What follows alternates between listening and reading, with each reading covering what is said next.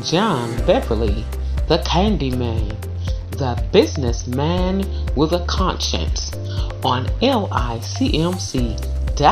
radio every Saturday at 3 p.m.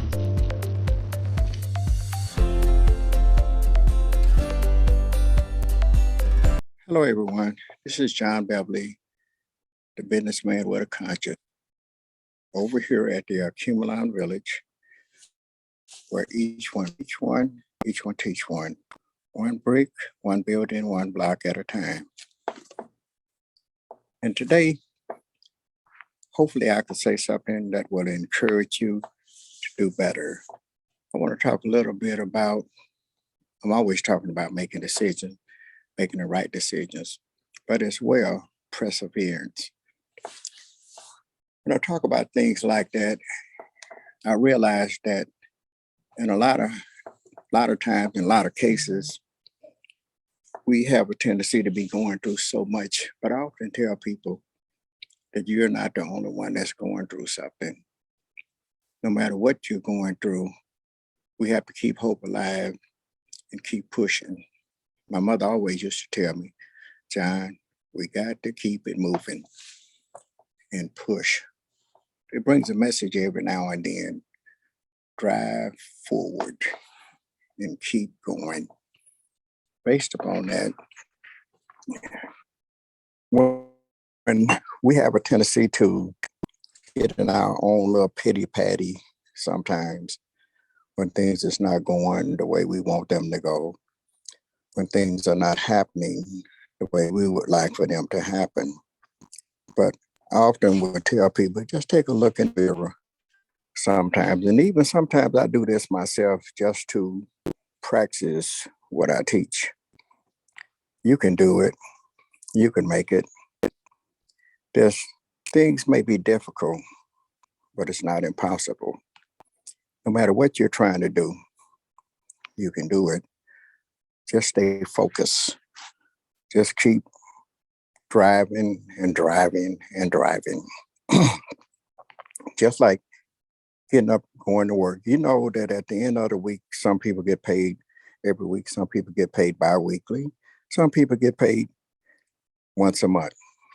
But you know for a fact that if you go to work Monday, Tuesday, Wednesday, Thursday, and Friday, that you're going to get a 5-day check. And if it's bi-weekly, you go to work for those 10 straight working days, you're going to get a 10-day check. But you also know that if you miss any of those days, you will get docked for those days. But just like knowing that you're going to get paid for the work that you're doing, look at perseverance. When you set in your mind to do something, rather it's to go looking for a job, to get a job, to say that I can do this. If you don't put forth an effort, well, nothing ever happen. When you look at a woman or a man and she's attractive to you, the only thing something is going to become of that is you have to get in gear, you have to get focused, and you have to engage. And sometimes a conversation to kind of figure out who you are and who they are, let them know who you are and that you have an interest. And the things that you do, in some cases, help make that decision by doing whatever you need to do. And I often tell people, by any means necessary, within reasons. If it takes a bouquet of flowers, a box of candy, a slick conversation, or whatever you want to call it, to reach the young lady that you're pursuing, if you really are interested, you don't just say, hello, how you doing? I like you. And she kind of act like she's slightly interested and kind of give you the cold shoulder. And you say, okay, keep it moving right along. But if you're really interested, you would try something else. So maybe she don't like chocolate. Maybe she like peppermint. So I get a bag of peppermints. If that don't work, you just find yourself maybe a arrangement of fruit, edible fruits or something, chocolate cup of strawberries. You find yourself doing whatever it takes to get that person's attention to try to reach the goal that you're trying to reach and become more and better acquainted with that person. That's what I mean by perseverance. You keep pushing and you keep driving until you either reach the goal that you're trying to reach or realize that this goal in particular just may not be meant for me. So you have to make a pimp decision at that particular time to let that go and stop wasting your time and start putting your time and interest in something else that you need to do.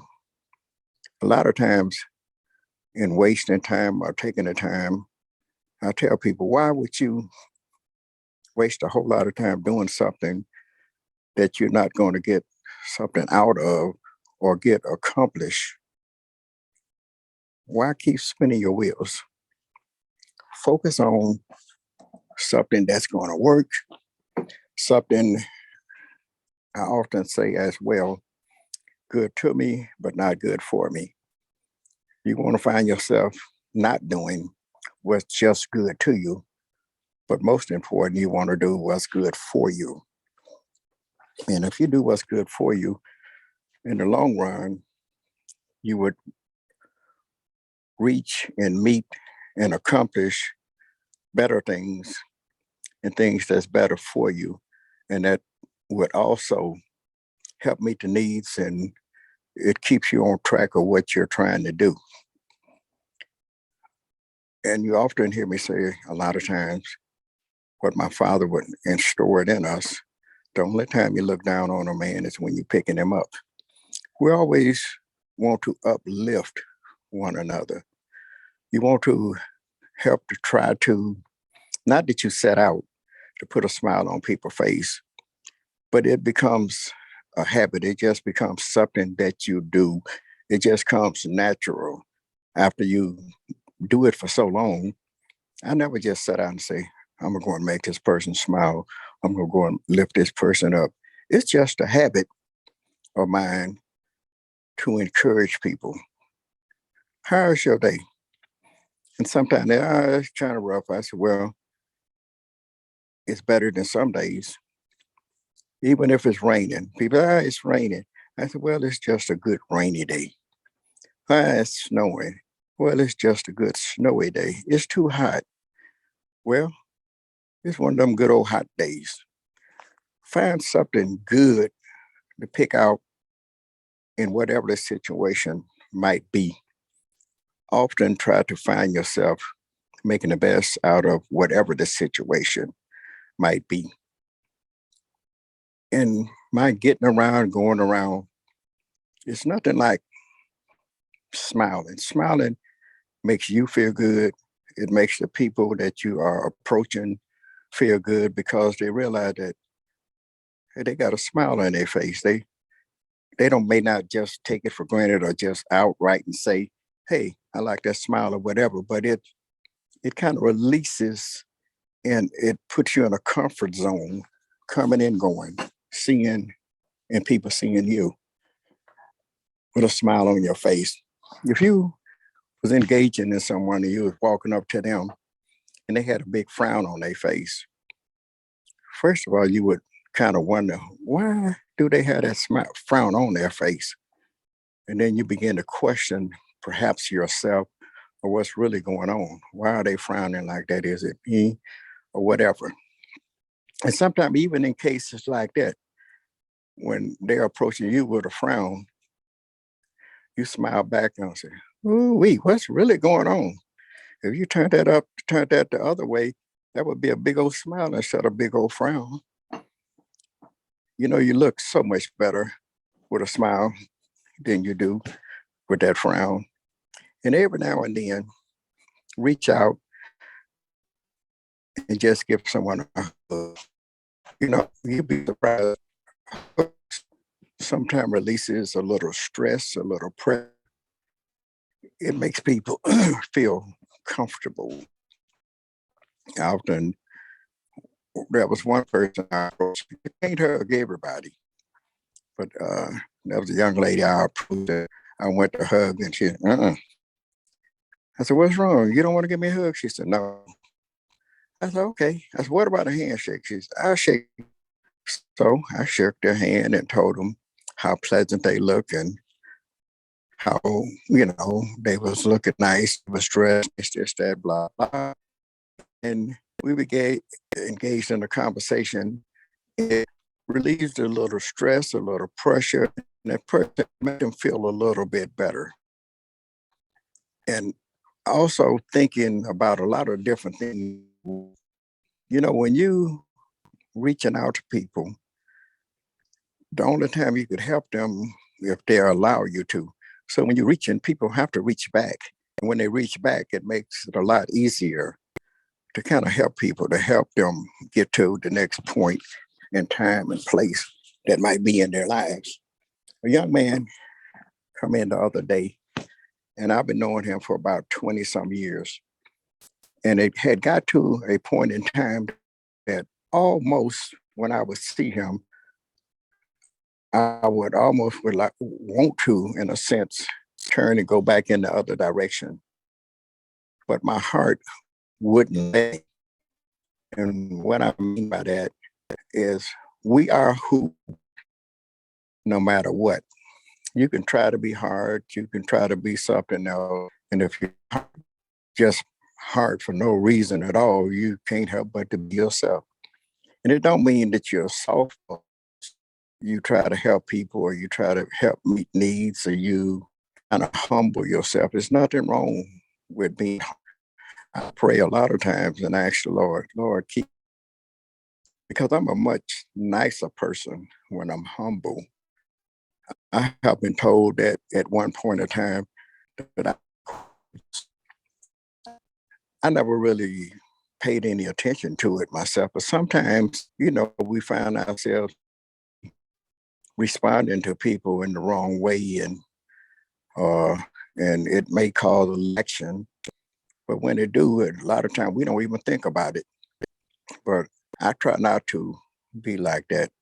I tell people often, please, just let me be nice. I love me better myself when I'm nice. But this young man in particular, he would always come into my place of business, and most of the time he didn't have money. He would ask for a bag of chips and a pop or something of that sort. And in spite of whatever was going on, most of the time, I would give it to him. Every now and then, I try to give him a little tough love and deny him.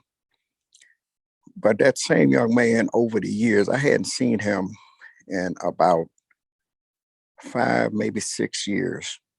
But he come in the place of business the other day, and he told me, he said, "I've been thinking about you." He said, "I just wanted to out." He said, "I've been driving by here and wanted to come in at the right time." He said, "I never told you I appreciate the times that when I was coming, I probably was getting on your nerves." And I smiled and said, "Yes, and we laughed. You don't know from making it come out and talk and chips and a pop sometimes. It gave me a few extra moments to stand around to talk to you, get some of the pressure relief off. I don't know if you know that you saved my life." I just looked at him, "Save your life. How did I do that?" I did. That's why I say you have to be careful what you say to people and how you say things to them. He reminded me that just the little simple things that I was doing, a kind word, a bag of chips and a pop every now and then, made him feel pretty good. It made him feel like he was somebody. It made him feel like somebody cared. And I often tell you, people don't care how much you know. You could be the smartest person in the world, but if you don't care about people or things in particular, they don't want to hear that. They don't want to know about how smart you are. They may not even tell you, but that don't mean that they don't think about what's going on. And he said that gave him just a little more time to think about a lot of things that he wanted to do or was thinking about doing.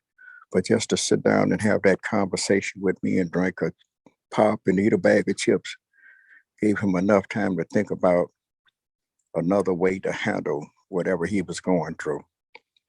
And he thanked me. And I didn't see that I had did a whole lot myself, but it really made me feel good just to know that I had made an impression, that according to him, that I had saved his life. I don't know if I did or didn't, or that was just something he was telling me. But he told me, he said, I'm at a time in my life now. He said, I'm not coming in here begging for a bag of chips or a pop. He said, I just wanted to bring something back. He said, I could buy chips and pop now. He said, I want to give you some business. And it touched my heart because little is much. It's not that he bought a whole lot, but it's just that he thought enough of me to come back and say thank you.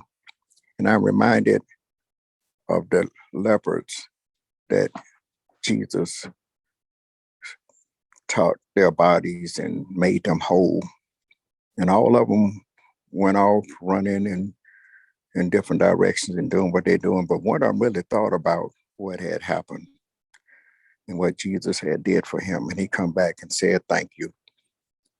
And not that we do things so people can appreciate us, so they can tell us thank you or pay us for the deeds that we do. But it was just a good feeling just to know that I had helped someone. My father used to would say, if I could just save one soul, if I could just reach one person. It's a great feeling to reach someone, to be able to help someone. Hopefully, I said something to you today that will encourage you, to give you time to think about what you're doing before you do it, to think about perseverance, to keep pushing, to keep driving forward. Sometimes just before you get to where you need to be, we get, and if we would have just pushed a little bit, we could have reached our goal. Thank you for listening to John Beverly, the businessman with a conscience, over here at the Alkemalana Village, where each one reach one, each one teach one brick, one building, one block at a time. People don't care how much you know until they know how much you care.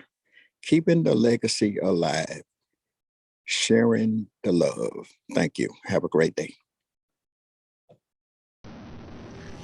John Beverly, the Candyman, the businessman with a conscience, on LICMC.net radio every Saturday at 3 p.m.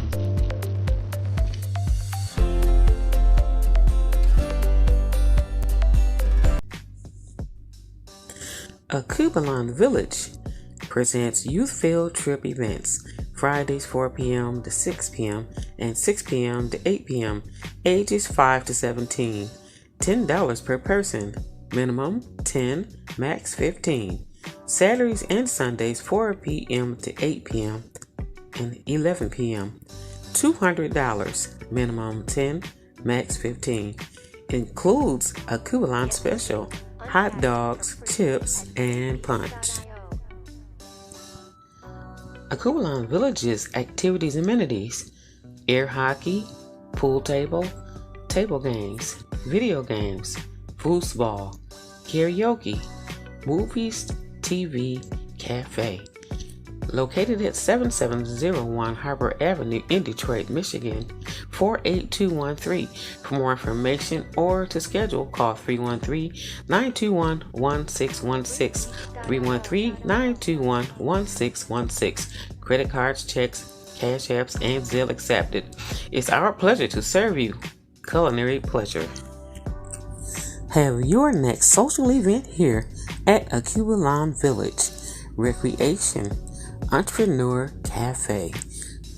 Culinary pleasure. Recreation, education, culture. For more information, call 313-921-1616.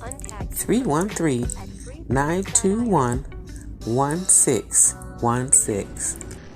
John Beverly, the Candyman, the businessman with a conscience, on LICMC.net radio every Saturday at 3 p.m.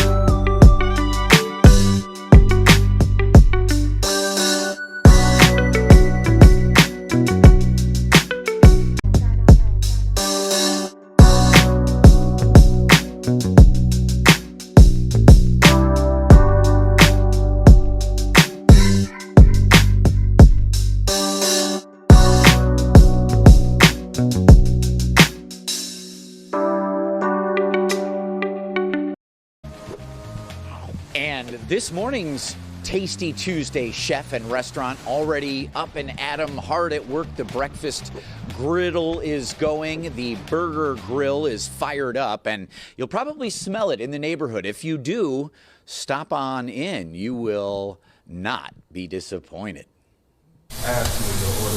Slide in for sliders at this Detroit community staple. Ooh, the aroma from our classic recipe has been filled the neighborhood of Brightmoor and on the northwest side of Detroit over 55 years. If his sunny disposition didn't give it away, Mike Williams is the owner of Sonny's Hamburgers, a place he's called home since he was a kid. I started working here when I was 14. Yep. 16 years later, he's in charge and expanding with a food truck, almost road ready.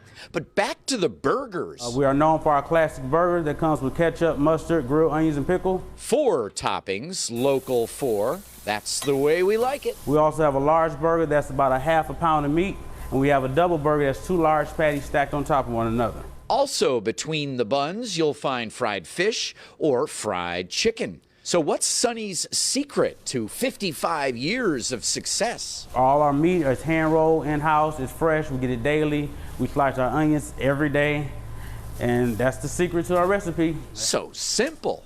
And while you can have a burger for breakfast and brunch, there are other classical fitting options. Did you want cheese on it? Yeah. Yep, sausage, egg, and cheese. Hamburgers, 4 ingredients, the double burger, the half pounder that has Jason Carr's name written all over it. I'm like, a half a pound? That would be lunch and dinner. Well, being that it's a food truck, they should have pulled right on up to the plaza here. Right. I'd love to have restaurants coming back for Tasty Not ready Tuesday. yet. Maybe food Yeah. trucks would be a great idea.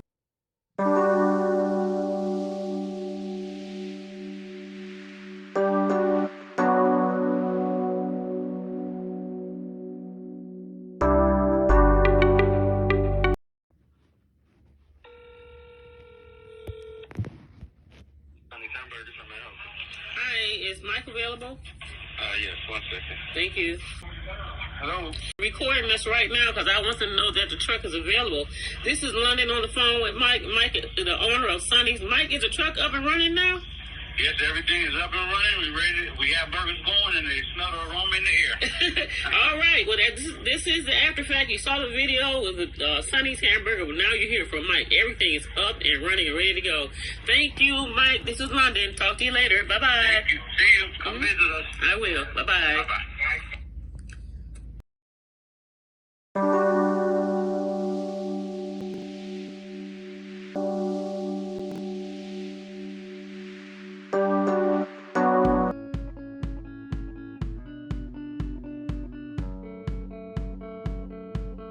Next time you need a sweet treat for your special event, birthdays, parties, or just a little treat for yourself, connect with Millie's Munchies. That's right, remember Millie's Munchies. Cheesecakes, cakes, cupcakes, cookies. Give them a call or leave a message at 248-818-7290. That's 248-818-7290. Or email mildredmarion56@gmail.com. Sugar-free options available and catering in select areas. That's Millie's Munchies.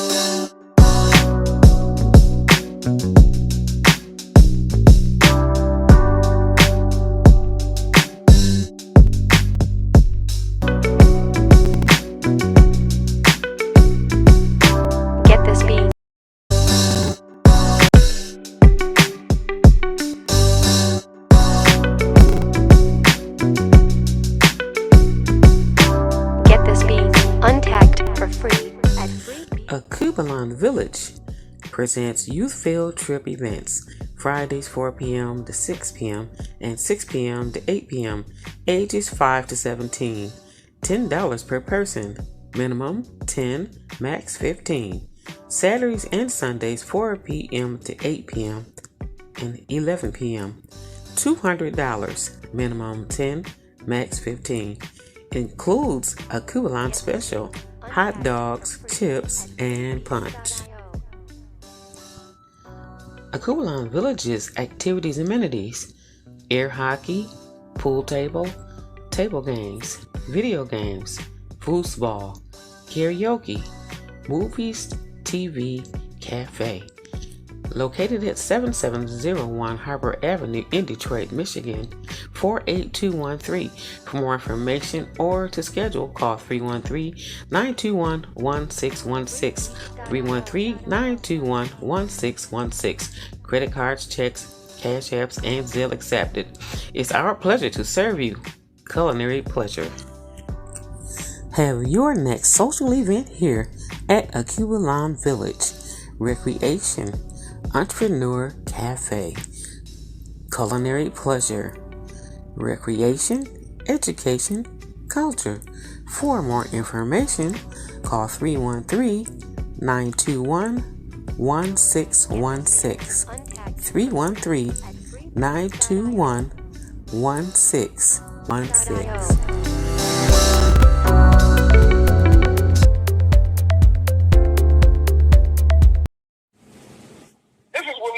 And ADI Virtual Active. Hey, check us out. Our second radio station, LICMC2 Radio. This is Willie Johnson. Looking forward to you listening to us. Yeah. Thank you for listening to LICMC.net radio. Now listen to LICMC Radio 2. We have LICMC.net and LICMC Radio 2. You can access both by going to ldwcenterprise.weebly.com/radio. That's ldwcenterprise.weebly.com/radio. Please join us 1 p.m. as Free Will Missionary Full Gospel Church, non-denominational, a third Sunday service, free virtual concert, live on LICMC.net radio, Facebook, Twitter, YouTube, LinkedIn, and smart and cable satellite TV at YouTube, London, Washington. Please join us.